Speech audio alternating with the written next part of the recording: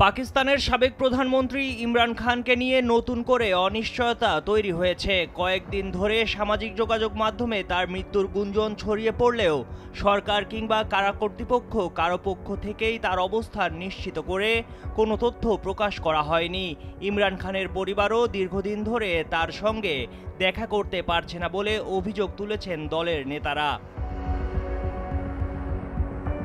চলমান পরিস্থিতিতে দলের কর্মীদের নিয়ে রাওয়ালপিন্ডিতে শান্তিপূর্ণ সমাবেশ আয়োজনের ঘোষণা দেয় ইমরান খানের দল পাকিস্তান তাহরিক-ই-ইনসাফ পিটিআই। তবে সম্ভাব্য উত্তেজনা ঠেকাতে শহর জুড়ে ১৪৪ ধারা জারি করেছে স্থানীয় প্রশাসন।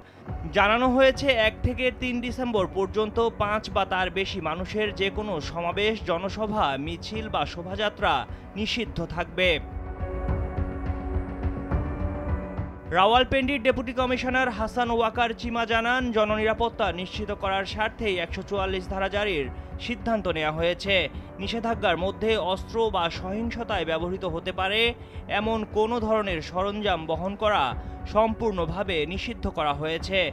পাশাপাশি মোটরসাইকেলের পেছনে যাত্রী বহন, মাইক্রোফোন বা লাউডস্পিকার ব্যবহার নিষিদ্ধ করা হয়েছে। উত্তেজনাপূর্ণ বক্তব্য প্রচারও নিষিদ্ধ করা হয়েছে।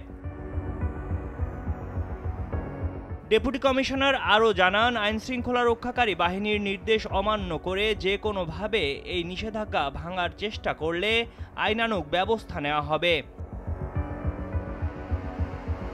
ইমরান খান রাওয়ালপিন্ডির আদিয়ালা কারাগারে দীর্ঘদিন ধরেই বন্দী। তার অবস্থান ও স্বাস্থ্যের বিষয়ে অনিশ্চয়তা বাড়ায় সমর্থকদের মধ্যে উদ্বেগ দেখা দিয়েছে।